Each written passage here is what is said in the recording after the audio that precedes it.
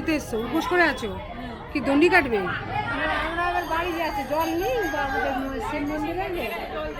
মানে চতুর্থ সোমবার আজকে তো, মানে প্রথম সোমবার থেকেই করছো? আর কোথা দিয়ে আসছো তোমরা? আমাদের হচ্ছে 1 নম্বর দুর্গাহাটি। কোথা দিয়ে? দুর্গাহাটি। আচ্ছা ঠিক আছে। আর এই মন্দির সারাদিন খোলা থাকে? এটা হচ্ছে বন্ধুরা আদি গঙ্গা, মানে এখন কিন্তু এটা আর কি সরু হয়ে গেছে। এটা কিন্তু মানে প্রাচীনকাল থেকে সেই আদি গঙ্গার একটা শাখা কিন্তু এখানে ঢুকেছে এখন।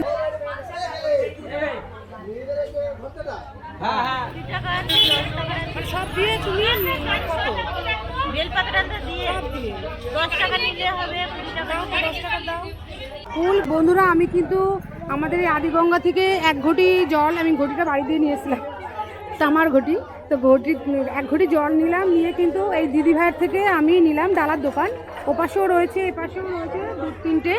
তো আমি একদম ঘাটের পাড়ে রয়েছে, জোড়া জোড়া শিব মন্দিরের ঠিক ঘাটের পাড়েই রয়েছে দিদি ভাইয়ের দোকান। তো এখান থেকে আমি কিন্তু বাতাসা আর ফুল, আকন্দ ফুল, বেলপাতা আর সিদ্ধি নিয়ে নিলাম।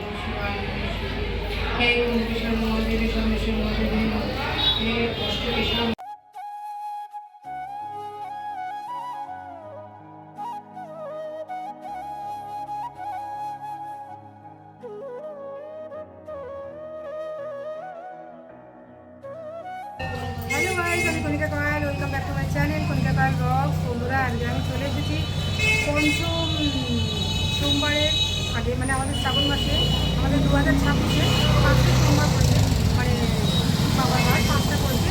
তো আমি কিন্তু পঞ্চম সোমবারের আগে চলে এসেছি। আমাদের এই বহু পুরাতন, মানে 250 থেকে 300 বছর পুরাতন আমাদের বারুইপুরে পুরন্দর গ্রামে অবস্থিত জোড়া শিব মন্দির, 8 চালা বিশিষ্ট কিন্তু এই শিব মন্দিরটি বহু পুরাতন। তো তোমাদের কিন্তু আমি এখানে আদি গঙ্গা শেয়ার করবো। জোড়া শিব মন্দির যে 8 চালা বিশিষ্ট রয়েছে, আমাদের বহু পুরাতন ঐতিহাসিক সেই শিব মন্দির তোমাদের দর্শন করাবো। এবং পাশেই রয়েছে আদি শ্মশান রয়েছে, সেই আদি শ্মশানও তোমাদের শেয়ার করবো। তো সঙ্গে থাকো, আশা করছি আজকের ভিডিওটা তোমাদের খুব ভালো লাগবে। তো সঙ্গে থাকো, চলো। এই যে জোড়া মন্দিরে আসতে হলে সর্বপ্রথম তোমাদের ঠিকানাটা আগে বলি। তো এই যে জোড়া মন্দির দেখতে পাচ্ছ, জোড়া শিব মন্দির আমাদের বহু প্রাচীনতম, প্রায় 250 থেকে 300 বছর পুরনো যে এই জোড়া শিব মন্দির। এখানে আসতে হলে তোমাদের যারা ট্রেনে করে আসবে তারা শিয়ালদহ থেকে তোমরা বারুইপুর লোকাল ধরে চলে আসবে বারুইপুর স্টেশনে। তো বারুইপুর স্টেশনে তোমাদের নামিয়ে দেবে, সেখান থেকে অটো বা টোটো ধরে মাথাপিছু 10-15 টাকা নেবে, বলবে যে আমরা জোড়া শিব মন্দির যাব। তো তোমাদের একেবারে এই জোড়া শিব মন্দির মোড়ে তোমাদের নামিয়ে দেবে। আর যারা গাড়ি করে আসবে, 4 চাকা 2 চাকা করে আসবে যারা, তারা কিন্তু এই কুলপি রোড ধরে, যে কুলপি রোডটা আমাদের নেপালগঞ্জ হাট ছাড়িয়ে আসে, ওই কুলপি রোড ধরে চলে আসবে, যেটা এই দিকটা আর কি তোমার চলে যাচ্ছে আমতলার দিকে। তো ওই কুলপি রোড ধরে চলে আসতে পারো তোমরা গাড়ি নিয়ে, জিপিএস অন করে। এটা কিন্তু আমতলার দিকে যাচ্ছে, ঠিক আছে, এই রোডটা, এটা কুলপি রোড। তো ওই জোড়া শিব মন্দিরের লোকেশনটা ক্লিক করে চলে আসতে পারবে জোড়া শিব মন্দির। তো এই হচ্ছে আদি গঙ্গা, আমাদের আদি গঙ্গা এখন পুকুরের আকার, বড় পুকুর আকার ধারণ করেছে। তো এখানে একটা ঘাট রয়েছে, দেখো এই ঘাটের কিন্তু পাশেই রয়েছে বাবা বড় ঠাকুরের মন্দির এবং কালীমায়ের মন্দির। তো মন্দিরটা কিন্তু এখন বন্ধ আছে, তো যদি খোলে তোমাদের দেখাবো, নাহলে বাইরে দিয়ে দেখাবো। আর এর ঠিক পাশ থেকেই কিন্তু আমরা যাব জোড়া শিব মন্দিরে। তো চলো তোমাদের আগে জোড়া শিব মন্দির দর্শন করাই।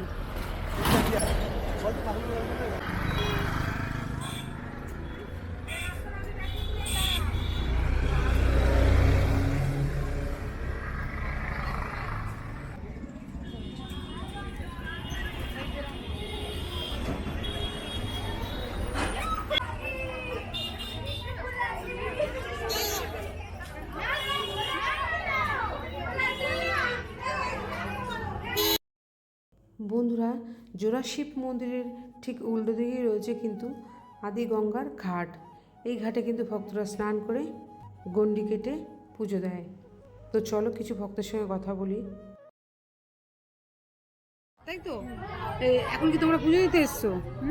পুজো দিতে এসছো? উপোস করে আছো? কি দণ্ডি কাটবে? আমরা আবার বাড়ি যাচ্ছি, জল নেই শিব মন্দিরে। মানে চতুর্থ সোমবার আজকে তো, মানে প্রথম সোমবার থেকেই করছো? আর কোথা দিয়ে আসছো তোমরা? আমাদের হচ্ছে 1 নম্বর দুর্গাহাটি। কোথা দিয়ে? দুর্গাহাটি। আচ্ছা ঠিক আছে। আর এই মন্দির সারাদিন খোলা থাকে? আর এখানে সবচেয়ে বড় উৎসব কি গো? সবসময় এখানে ইয়ে হয়, এই মন্দিরের সবচেয়ে বড় উৎসব কি? বাবা তারকনাথ মানে শিবের যত কটা অনুষ্ঠান হয় এখানে সবই পালিত হয়।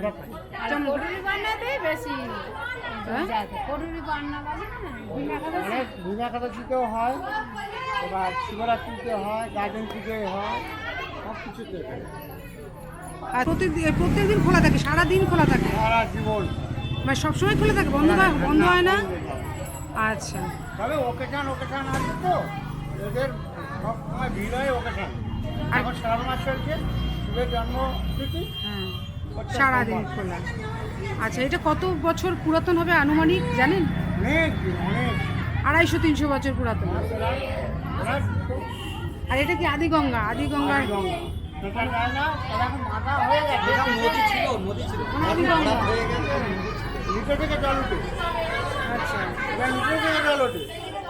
নিচে থেকে জল উঠে। হ্যাঁ, গঙ্গা তো, আদিগঙ্গা বলছেন। মানে এখন আর কি চর করে বাড়িঘর তো হয়ে এই অবস্থা। এই অবস্থা। মানে এগুলো সব নদী ছিল। ঠিক আছে, আচ্ছা, ধন্যবাদ। এটা হচ্ছে বন্ধুরা আদিগঙ্গা, মানে এখন কিন্তু এটা আর কি সরু হয়ে গেছে। এটা কিন্তু মানে প্রাচীনকাল থেকে সেই আদিগঙ্গার একটা শাখা কিন্তু এখানে ঢুকেছে, এখন চর পড়ে আর কি ঘরবাড়ি হয়ে এটা সরু হয়ে গেছে। তো এখানে এই পুকুরে স্নান করে কিন্তু এটা কিন্তু এখন বর্তমানে নাম হচ্ছে জোড়া মন্দির, জোড়া শিব মন্দির, পুকুর ঘাট বা গঙ্গার ঘাট। এখানে কিন্তু ভক্তরা স্নান করে, যেমন আমি শ্রাবণ মাসে 5ম সোমবারের আগের দিন চলে এসেছি। তো দেখো ভক্তরা এখন স্নান করছে, এখানে স্নান করে কিন্তু ওই সামনেই বাবার মন্দিরে জল ঢালবে। এই যে এখানে যে ব্যারিকেডের মতন করে রেখেছে না, এখানে কিন্তু প্রত্যেক রবিবার আর শনিবার সন্ধ্যাবেলা এখানে গঙ্গা আরতি হয়ে থাকে। দেখো লাইট রয়েছে, লাইটটা জ্বলে, হ্যালোজিনও রয়েছে। তো খুব সুন্দর লাগে কিন্তু রাত্রেবেলা যখন গঙ্গা আরতি হয়। প্রত্যেক দিন হয় না, গঙ্গা আরতি দেখতে হলে তোমাদের শনিবার বা রোববার আসতে হবে। জল ঢালবে, তো আমি এখন গঙ্গার জল একটু মাথায় ছিটিয়ে দিই।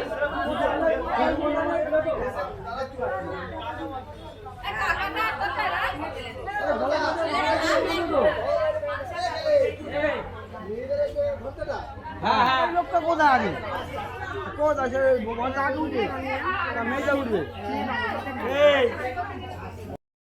বন্ধুরা, এই হচ্ছে আদিগঙ্গা। এখন এটা বড় পুকুরের আকার ধারণ করেছে, দেখতে পাচ্ছ। শ্রাবণ মাস বলে ভক্তরা সব দূর দূর থেকে আসছেন স্নান করে বাঁকে জল নিয়ে বাবার মাথায় জল ঢালতে। তো বন্ধুরা, এই আদিগঙ্গা ঘাটের ঠিক দুধারে কিন্তু বেশ কয়েকটা ডালার দোকান রয়েছে। তো চলো আমি এখান থেকে ডালা নেব, বাবাকে পুজো দেবো। এই দেখো এখানে রয়েছে ফুল, মালা, বেলপাতা সবই রয়েছে। তো কত করে ফুল বলো?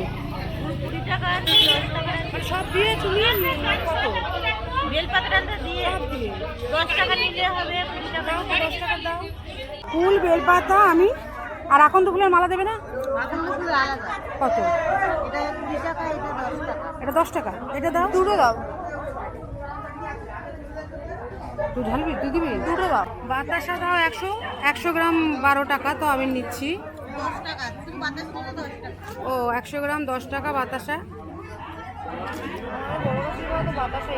হ্যাঁ, লোকাল দানাও আছে। এখন আমরা নিচ্ছি সিদ্ধি এই গঙ্গা জলের মধ্যে। তো বন্ধুরা, আমি কিন্তু আমাদের এই আদিগঙ্গা থেকে 1 ঘটি জল, আমি ঘটিটা বাড়ি দিয়ে নিয়ে এসেছিলাম, তামার ঘটি। তো 1 ঘটি জল নিলাম, নিয়ে কিন্তু এই দিদি ভাইয়ের থেকে আমি নিলাম ডালার দোকান। ওপাশেও রয়েছে, এপাশেও রয়েছে 2-3টে। তো আমি একদম ঘাটের পাড়ে রয়েছে, জোড়া শিব মন্দিরের ঠিক ঘাটের পাড়েই রয়েছে দিদি ভাইয়ের দোকান। তো এখান থেকে আমি কিন্তু বাতাসা আর ফুল, আকন্দ ফুল, বেলপাতা আর সিদ্ধি নিয়ে নিলাম। তো কত হলো বলো? সারা সময় শিব চতুর্দশী, মানে শিবের অনুষ্ঠানগুলো। অনুষ্ঠানগুলো, আবার ভীম একাদশী, ও সেটা একটু গল্প।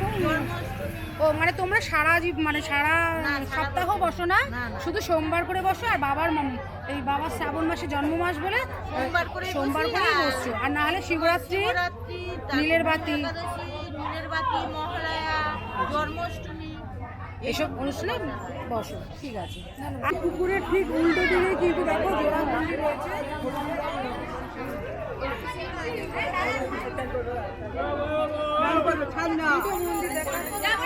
মন্দির যাচ্ছি ঢালতে, আসো। এই হচ্ছে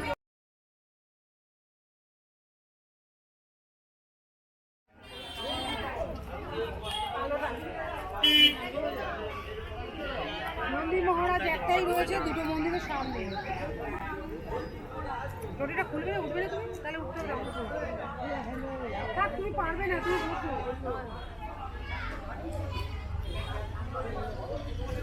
বন্ধুরা এই দেখো, এই একটা মন্দির তোমার পিঙ্ক কালারের। এই মন্দিরটা কিন্তু আটচালা বিশিষ্ট দেখতে পাচ্ছ। আর বহু পুরাতন মন্দির কিন্তু শিব মন্দির, দুদিকে দুটো মন্দির রয়েছে। এই একটা আটচালা শিব মন্দির, আর এই একটা একই সময়কারে এই একটা আটচালা শিব মন্দির দেখতে পাচ্ছ। আর তো বন্ধুরা, এখন আমি তোমাদের এই মন্দিরের প্রাচীনতম ইতিহাসটা একটু শেয়ার করছি। আনুমানিক 19 শতকের মধ্যভাগে, অর্থাৎ 1840 বা 1860 খ্রিস্টাব্দের কাছাকাছি সময়ে এই মন্দির অঞ্চল ও ঘাট পূর্ণাঙ্গ রূপ পায়। এই স্থানটির প্রতিষ্ঠা ও পবিত্রকরণের মূলে ছিলেন বিশিষ্ট সাধক কালীগঙ্গা ব্রহ্মচারী। অনেকে এনাকে মহারাজ কালিকা চৈতন্য ব্রহ্মচারী নামেও জানতেন। এটি মূলত আদিগঙ্গার প্রাচীন প্রবাহের তীরের একটি তান্ত্রিক সাধনক্ষেত্র ও মহা শ্মশান ছিল। সাধক কালীগঙ্গা ব্রহ্মচারী তার নিজের কঠোর তান্ত্রিক সাধনা এবং শিব পুজো, গঙ্গা কালীর আরাধনার জন্য এই সাধনপীঠ গড়ে তোলেন। ঈশ্বর সাধনার পাশাপাশি স্থানীয় অধিবাসীদের ধর্মচর্চা এবং আদিগঙ্গার ঘাটে শিব পূজার উদ্দেশ্যে তিনি দুটি পৃথক শিবলিঙ্গ প্রতিষ্ঠা করেছিলেন। বাম দিকে শিবলিঙ্গটির নাম রামনাথেশ্বর এবং ডান দিকের শিবলিঙ্গটির নাম কেশবেশ্বর মহাদেব। তিনি কেবল শুধু জোড়া শিব মন্দিরই প্রতিষ্ঠা করেননি, তার পাশে মা অন্নপূর্ণার মন্দির, মা গঙ্গাদেবীর মন্দির এবং মহাশ্মশানে জোড়া কালীমাতার মন্দির এবং ঘাট প্রতিষ্ঠা করে গিয়েছিলেন। তোমাদের আমি এক এক করে সব মন্দিরগুলো দর্শন করাবো, সঙ্গে থাকো। তো বন্ধুরা, আমার এই মন্দিরে রামনাথেশ্বর ভোলে বাবাকে পুজো দেওয়া হয়ে গেল। এবার আমি ওই পাশে কেশবেশ্বর মহাদেবকে পুজো দেব।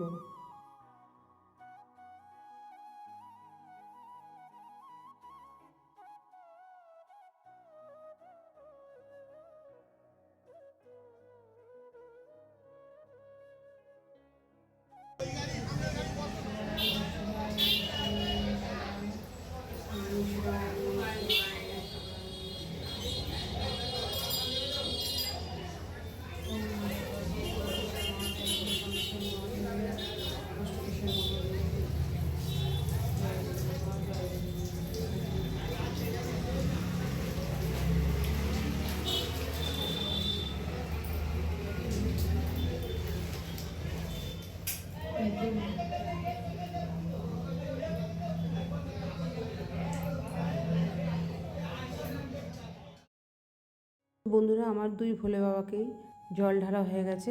এবার নন্দী মহারাজের সামনে সবাই আরতি করে, তাই আমি এখন নন্দী মহারাজের সামনে আরতি করব।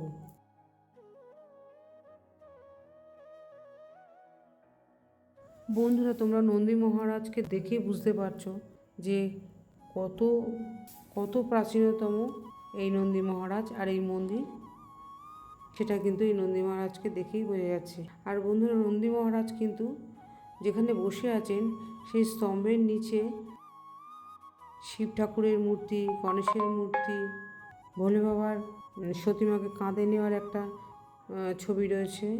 মানে নন্দী মহারাজ যেখানে বসে আছে তার চারধারে 4 ধরনের শিবের লীলা মূর্তি করা আছে।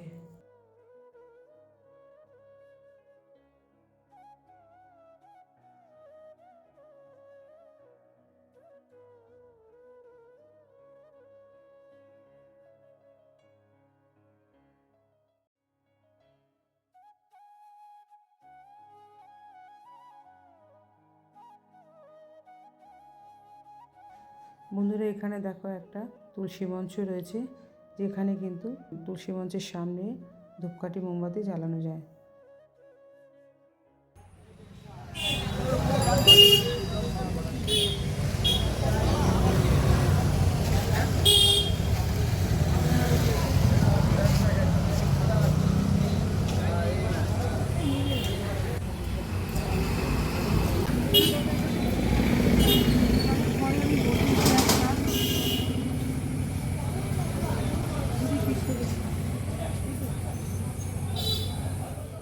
আমাদের মন্দির, তার উল্টো দিকে রয়েছে আদিগঙ্গা। তো এই মন্দির থেকে কিন্তু ডান দিকে কিছুটা গেলে কিন্তু আদি শ্মশান রয়েছে। তো চলো তোমাদের দেখাই। কতটা দূর যাবো গো? ওই নীল কালারের?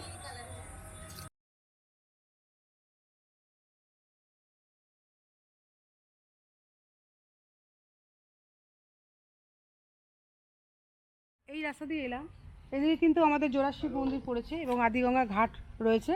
আর একটু আমি বাঁদিকে এগিয়ে এলাম, তো এখানে হচ্ছে শ্মশান। তো এই শ্মশানও কিন্তু আদি শ্মশান, মানে আজকের শ্মশান নয়, মহারাজ কালিকা চৈতন্য ব্রহ্মচারী স্মৃতি শ্মশান গেট। তো এখানে কিন্তু মানে আমাদের সবাইকেই কিন্তু একদিন শ্মশানে যেতে হবে, আজ না কাল, কারোর আগে কারোর পরে। তো এই হচ্ছে সেই শ্মশান। এখানে কিন্তু আগে কাঠে পোড়ানো হতো, এখন কিন্তু কাঠে পোড়ানো বন্ধ হয়ে গেছে, এখন কিন্তু মানে ইলেকট্রিক চুল্লিতে পোড়ানো হয়। বন্ধুরা, জোড়াশিব মন্দিরের প্রতিষ্ঠাতা কালীগঙ্গা ব্রহ্মচারী এই শ্মশানে দুটো জোড়া কালীমায়ের প্রতিষ্ঠা করেছিলেন, দ্বিভুজা জোড়া কালীমা। এখানে কিন্তু মায়ের হাত দুটো, একজন চুল ছাড়া আর একজন গয়না পরে আছেন।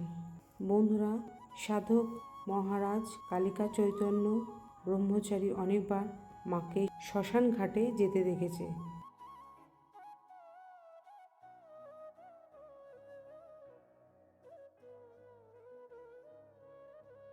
বন্ধুরা, মহাশ্মশানের উত্তরে রয়েছে একটা লাল রঙের মা অন্নপূর্ণার মন্দির।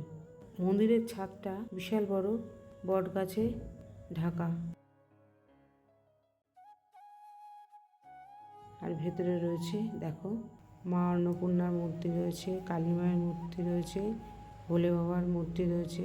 এছাড়াও এই মন্দিরের দক্ষিণ দিকে রয়েছে তিনটি মন্দির। একটি মন্দিরে রয়েছে রাধাকৃষ্ণ, আরেকটি মন্দিরে রয়েছে শিবলিঙ্গ এবং আরেকটি মন্দিরের গর্ভগৃহে রয়েছে শ্বেতপাথরের বাবা লোকনাথ। আর বন্ধুরা, এই ঘাটেই কিন্তু মহারাজ কালিকা চৈতন্য মা কালীকে পুকুরে যেতে দেখেছিল। এই ঘাটের পশ্চিম দিকে রয়েছে জোড়া শিব মন্দিরের প্রতিষ্ঠাতা এবং শ্মশানে জোড়া কালীমায়ের প্রতিষ্ঠাতা এবং এই পুরন্দরপুর মঠের প্রতিষ্ঠাতা সাধক কালিকাচন্দ্র ব্রহ্মচারীর সমাধি স্থান। এই সমাধি স্থানের উপরে রয়েছে একটা বড় পাথরের সাধক কালিকাচন্দ্র ব্রহ্মচারীর একটি মূর্তি এবং মূর্তির নিচের ফলকে লেখা রয়েছে তার জীবনী, মানে জন্ম থেকে মৃত্যু পর্যন্ত তার একটা লাইফ হিস্ট্রি এখানে কিন্তু লেখা রয়েছে।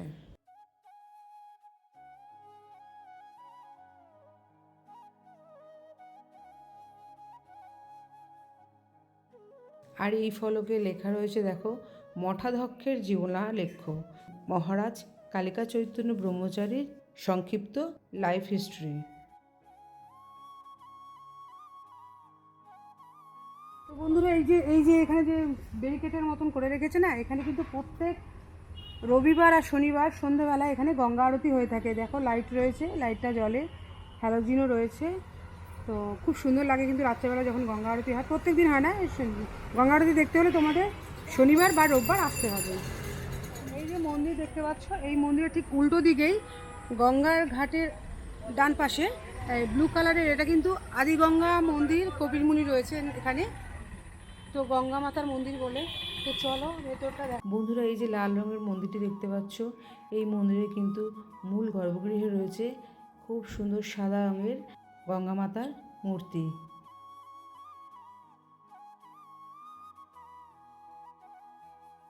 বন্ধুরা, মা গঙ্গার বাঁ পাশে রয়েছে ভগীরথ আর ডান দিকে রয়েছে কপিলমুনি, অশ্বসহ শহর রাজা। আর তার পাশে যে নীল রঙের মন্দিরটা দেখতে পাচ্ছ, নবরত্ন চূড়া বিশিষ্ট যে মন্দিরটি দেখতে পাচ্ছ, এই নীল রঙের মন্দিরের কিন্তু মূল গর্ভগৃহে রয়েছে মা কালী এবং বাবা বড় ঠাকুরের মূর্তি। তো এই হলো রক্ষাকালী এবং বাবা বড় ঠাকুরের মূর্তি।